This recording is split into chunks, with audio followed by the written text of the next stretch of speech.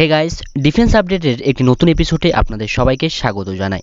এই সিরিজের মাধ্যমে আমি আপনাদের জন্য দেশ এবং বিদেশে ঘটে চলা ডিফেন্স নিউজ ও তার অ্যানালাইসিস নিয়ে আসি, যার ফলে ডিফেন্সের ব্যাপারে জ্ঞান আপনাদের বাড়তেই থাকে। তো আজকের কি ডিফেন্স নিউজ সম্বন্ধে আপনারা জানতে পারবেন একটু জেনে নিই। সত্যি কি পাকিস্তানের ফাইটার জেট ভারতীয় এয়ার স্পেসে ঢুকেছিল? নিখোঁজ নেভি পাইলট নিয়ে ইন্ডিয়ান নেভির তরফ থেকে একটি স্টেটমেন্ট সামনে এসেছে।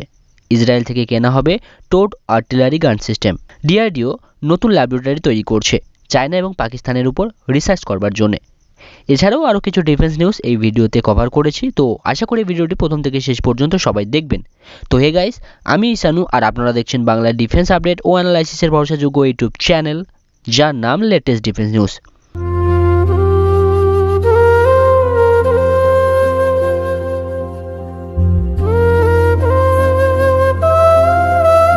তো গাইস, আপনাদের জানিয়ে দিই, নিউজগুলো কিছুদিন আগের, মানে পুরনো, আপনাদের জানানো হয়নি, তো ভাবলাম জানিয়ে দিই। তো আপনারা সকলেই জানেন যে ভারত আমেরিকার সাথে অ্যান্টি সাবমেরিন ওয়ারফেয়ারের পটু MH-60R বা যাকে রোমিও হেলিকপ্টার বলা হয়, তার ডিল সাইন করেছিল। প্রায় 24টি এরকম হেলিকপ্টার ইন্ডিয়ান নেভিকে ডেলিভারি করা হবে। তো লেটেস্ট রিপোর্ট অনুযায়ী 3টি রোমিও হেলিকপ্টার এই মাসের শেষের দিকে ভারতে আসতে চলেছে। 4ই ডিসেম্বর যেদিন ইন্ডিয়ান নেভি ডে ছিল, তো ওই দিন আমেরিকার তরফ থেকে ইন্ডিয়ান MH-60R হেলিকপ্টারের ফার্স্ট লুক শো করানো হয়েছে। তো ভারত আমেরিকা তৈরি অ্যান্টি সাবমেরিন ওয়ারফেয়ারের সব থেকে অ্যাডভান্স মানা হয় যে এয়ারক্রাফটকে, সেই P-8I ব্যবহার করে। এবার ভারত আমেরিকা তৈরি অ্যান্টি সাবমেরিন ওয়ারফেয়ারের সব থেকে অ্যাডভান্স হেলিকপ্টার যাকে মানা হয় সেই MH-60R রোমিও হেলিকপ্টারও ব্যবহার করতে চলেছে, যা এই মাসের শেষের দিকেই ভারতে চলে আসবে বলে জানা যাচ্ছে। আপনারা সকলেই জানেন যে মেক ইন ইন্ডিয়া প্রোগ্রামের মাধ্যমে দেশীয় অস্ত্র নির্মাতা কোম্পানিগুলোকে সুবিধা পাইয়ে দেওয়ার জন্য স্বনির্ভর ভারত হওয়ার জন্য একটি নেগেটিভ ইম্পোর্ট লিস্ট তৈরি করা হয়েছিল, যাতে কোন কোন ওয়েপন বাইরের দেশ থেকে আর কেনা হবে না তার লিস্ট তৈরি করা হয়েছিল, যাতে আর্টিলারি গান সিস্টেমও ছিল। কিন্তু বিজনেস স্ট্যান্ডার্ডের একটি রিপোর্ট অনুযায়ী যেদিন নেগেটিভ ইম্পোর্ট লিস্ট পাবলিশ করা হয়েছে তার 12 দিন পরেই নাকি আর্টিলারি গান সিস্টেমের ইম্পোর্ট লিস্টের টাইম 1 বছর বাড়িয়ে দেওয়া হয়। মানে আগে ছিল 2020 ডিসেম্বর, মানে যার পরে আর বাইরের দেশ থেকে কোনো আর্টিলারি গান কেনা হবে না, তো সেটা বাড়িয়ে করা হয়েছে 2021 ডিসেম্বর পর্যন্ত।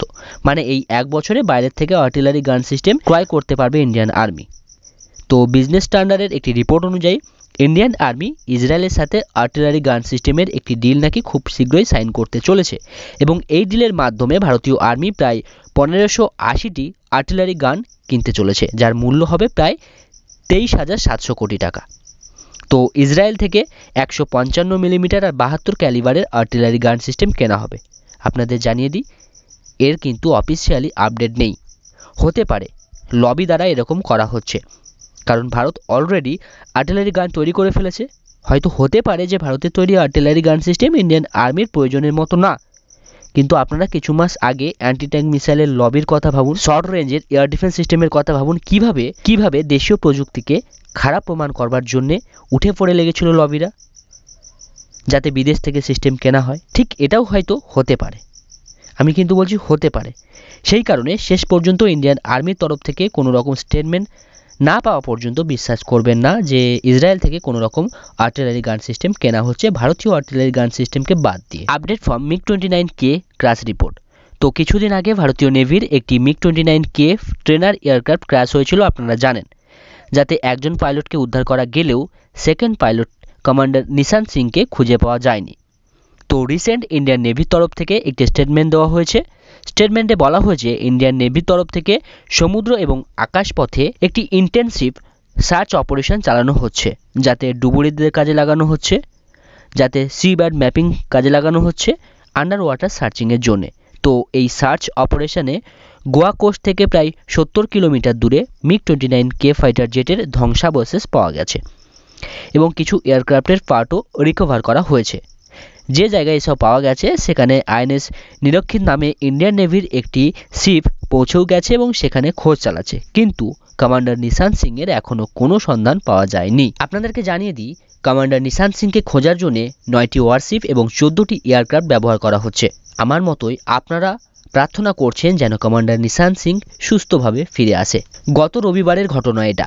পাকিস্তানের তরফ থেকে আবারও একটা মিথ্যাকে সত্য করার প্রচেষ্টা চালানো হয়েছে সোশ্যাল মিডিয়াতে। যে পাকিস্তানের ফাইটার জেট এলওসিতে পুঞ্চ সেক্টরের খুব কাছে ফ্লাইং করছিল, যেটা এলওসি থেকে 10 কিলোমিটার রেডিয়াসের মধ্যে।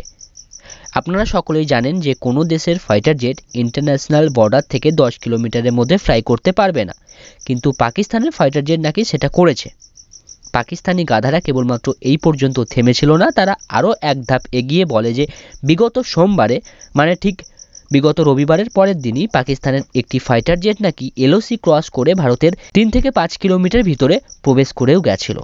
শুধু এলওসি না, সাথে আবার এলএসি নিয়েও সেম গল্প বানানো হয়েছে যে চাইনিজ ফাইটার জেট নাকি ভারতীয় বায়ুসীমাতে প্রবেশ করেছিল এবং ভারতীয় বায়ুসেনা নাকি ফাইটার জেট স্ক্র্যাম্বলও করেছিল। তো আপনাদের জানিয়ে দিই, ঠিক পরের দিনেই ইন্ডিয়ান এয়ারফোর্স থেকে কনফার্ম করা হয় যে এরকম কোনো ঘটনা ঘটেইনি এলওসি আর এলএসিতে। মিথ্যার আশ্রয় নিয়ে শর্ট টার্মে খুশি পাওয়া যায়, কিন্তু লং টার্মে না। যখন সত্যিটা সবার সামনে আসবে তখন মুখ লুকানোর জায়গা তো থাকবে না। ও সরি, এরা তো নির্লজ্জ জাতি, এদের লজ্জা বলে তো কিছু নেই। সব যুদ্ধ হেরেও এরা বলে ওরাই জিতেছিল। যাই হোক, এরকমভাবে পাকিস্তান মিথ্যে ছড়ায়। তো আমাদের দুই পরম শত্রু দেশ পাকিস্তান ও চীনের মধ্যে একটি এমওইউ সাইন হয়েছে। জানিয়ে দিই, চীনের রক্ষামন্ত্রী পাকিস্তানের সফরে এসেছিল কিছুদিন আগে। তো ওই সফরেই এমওইউতে সাইন করা হয়েছে দুই দেশ দ্বারা। তো এই এমওইউর মাধ্যমে চীন পাকিস্তানে একটি স্ট্র্যাটেজিক সাপোর্ট ফোর্স বেস তৈরি করবে। চায়নার এই স্ট্র্যাটেজিক সাপোর্ট বেসকে শর্টে বলা হয় পিপলস লিবারেশন আর্মি এসএসএফ, বা বলতে পারেন পিএলএ এসএসএফ। তো এটি চায়নার একটি সাইবার স্পেস আর ইলেকট্রনিক ওয়ারফেয়ার সার্ভিস ব্রাঞ্চ, যা 2015 ডিসেম্বরে প্রতিষ্ঠা করা হয়েছিল। তো এর একটি ব্রাঞ্চ পাকিস্তানে খোলা হচ্ছে, হতে পারে পিওকেতে খোলা হচ্ছে। যেন এটা পিওকেতে খোলা না হয়, কারণ ভারত যখন খুশি তখন অ্যাটাক করতে পারে পিওকেতে, তাতে ক্ষতিটা কিন্তু চায়নারই হবে। তো নেক্সট আপডেট ফ্রম ডিআরডিও। আপনারা সবাই এটা শুনে থাকবেন যে ডিআরডিও 3টি ল্যাবরেটরিকে বন্ধ করে দিয়েছে। আসলে রিস্ট্রাকচারিং প্রসেসের মাধ্যমে ডিআরডিও 3টি ল্যাব বন্ধ করে দিয়েছে, কিন্তু ওই সকল ল্যাবে কার্যরত স্টাফদের অন্য জায়গায় শিফট করে দিয়েছে। তো এই 3টি ল্যাবের মধ্যে 2টি দিল্লিতে আর একটি হায়দ্রাবাদে অবস্থিত ছিল। এর সাথে আরেকটি নিউজ দিয়ে দিই, ডিআরডিও 3টি ল্যাবকে বন্ধ তো করে দিয়েছে, আবার 2টি ল্যাবকে একসাথে মার্জ করে একটি নতুন ল্যাবরেটরি তৈরি করেছে, যার নাম defence Jio informative research establishment. আপনাদের জানিয়ে দিই, এই ল্যাবরেটরি প্রধানত পাকিস্তান আর চীনের সাথে লাগোয়া যে টারেন আর যে অ্যাভালাঞ্চ, তার রিসার্চ করবার জন্যই এই ল্যাবটিকে তৈরি করা হয়েছে। তো Indian army chief general M Naravane sir পরের সপ্তাহে 4 দিনের সফরে ইউনাইটেড আরব আমিরাত এবং সৌদি আরবিয়াতে যাচ্ছে। এটা 4 দিনের সফর। তো সেখানে তিনি তার কাউন্টার পার্টসের সাথে মিটিং করবে, অবশ্যই ডিফেন্সের ব্যাপারে।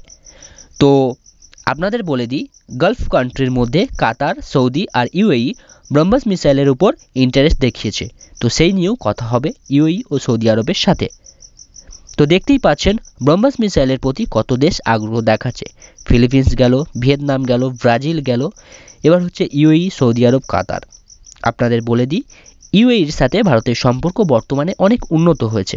লাস্ট ইয়ারে ইউএই ঘোষণা দেয় যে তারা ইউএই প্রায় $75 বিলিয়ন ভারতে ইনভেস্টমেন্ট করবে, এবং সৌদি তো $100 বিলিয়ন ইনভেস্টমেন্ট করে বসে আছে। সাথে ভারতীয় কোম্পানিদের ইনভাইটও করেছে সৌদিতে কোম্পানি খোলার। এছাড়াও ভারতের OFB ordnance factory board UAE ammunition supply দেওয়ার ডিলও অলরেডি পেয়েছে। এছাড়াও গলফ কান্ট্রিগুলো ভারতের আকাশ এয়ার ডিফেন্স সিস্টেমের প্রতিও ইন্টারেস্ট দেখিয়েছে। তো আপনাদেরকে জানাতে চাই যে আগত 10 বছরে ভারত অস্ত্র এক্সপোর্টকারী দেশ হিসাবে অনেক আগে উঠে আসবে। তো এই ছিল আজকে ভিডিও। যদি ভিডিওটি ভালো লাগে লাইক করবেন, বন্ধুদের সাথে শেয়ার করবেন।